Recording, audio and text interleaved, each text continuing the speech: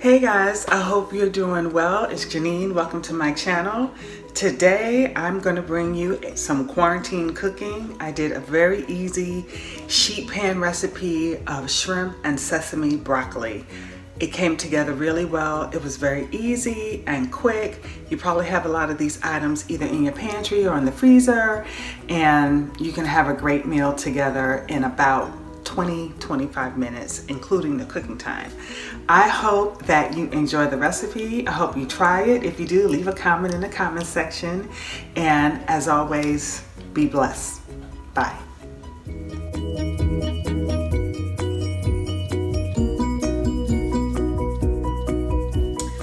So for this very easy sheet pan shrimp with sesame broccoli recipe, you just simply need your pan. I have a sheet pan with a piece of parchment paper on it, 4 cups of broccoli, a lemon thinly sliced, 12 ounces of shrimp,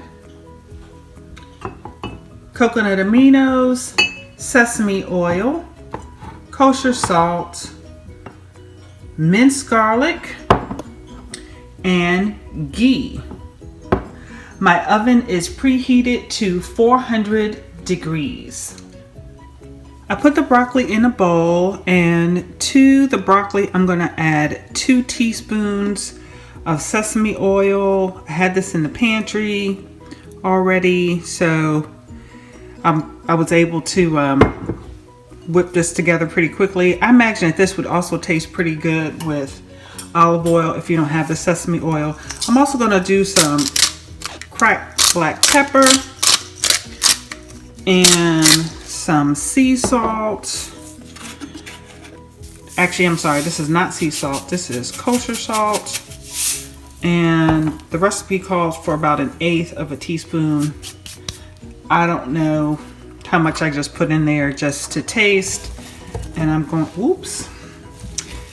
My countertops have been cleansed and desanitized, and yes, that broccoli flour went right back in the bowl. So I'm going to spread this on the sheet pan with the lemon slices. Y'all can't see what I'm doing, so I'm going to move this over. All right, so kind of got that stirred up. And this is going to go in a 400 degree oven for 20 to 25 minutes. And I'll stir it halfway through and turn the lemon slices over. I bought this handy little timer at the dollar store for $1, and I set it for 20 minutes. And this is a good way to keep track of the time, because I'm about to be in the other room watching TV and I don't want my broccoli to burn. So if you got a little timer, you may want to set your timer if you're going to be occupied doing other things. After 10 minutes, I decided that the broccoli was the perfect texture for me, so I took it off the sheet pan. The recipe called for roasting the broccoli for 20 to 25 minutes, but that would have been way too long for me. So I took the broccoli out and I put the shrimp on. Now you'll notice that this of the parchment paper is brown because there wasn't anything there. Excuse me. So in retrospect, I would have spread the broccoli all over the sheet pan instead of just on one side. And maybe the next time I do this, I'll put the broccoli and the shrimp on, let me see, that light is quite a glare. I'll put the broccoli and the shrimp on the sheet pan at the same time. On the shrimp, I have minced garlic, 2 really good size teaspoons, 2 tablespoons of ghee that I melted beforehand, and seemed like something else is in there. Oh, and a teaspoon of coconut aminos. So I'm going to pop that into the oven, and I can't wait to see how this is going to turn out. Well, this is my finished dish. It is absolutely delicious. The lemon cooked down. I ended up adding a sprinkle of paprika just for a little color, and because I like paprika. I cooked the shrimp for 9 minutes.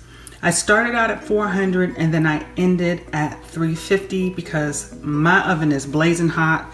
I wouldn't be surprised if 400 was really 450 degrees. So this is the final dish, my sheet pan shrimp and broccoli, and it is really delicious. The sesame oil just gave it just the slightest hint of sesame, and it's just the slightest hint of lemon. It's just really, really delicious. And the seasoning is really mild. I think next time I do this dish, I'll just load it up with a bit more seasoning. So yeah, I hope you enjoyed this video. This is just my really simple sheet pan broccoli and shrimp. Probably could have all been put on the sheet pan together, but I did it separately and it worked out for me. But either way, this was just a really quick meal to throw together. You could serve it with rice or quinoa if you're doing carbs, you know, whatever. So I hope you guys are blessed. I hope you are well. And if you enjoyed this video, like, subscribe, put a comment in the comment section. If you're doing Whole30 at home, this is actually one of the recipes out of the Whole30 Quick and Easy cookbook, and I agree, this is a very quick recipe and quite delicious. Be blessed, and until next time, I hope all is well in your world. Bye now.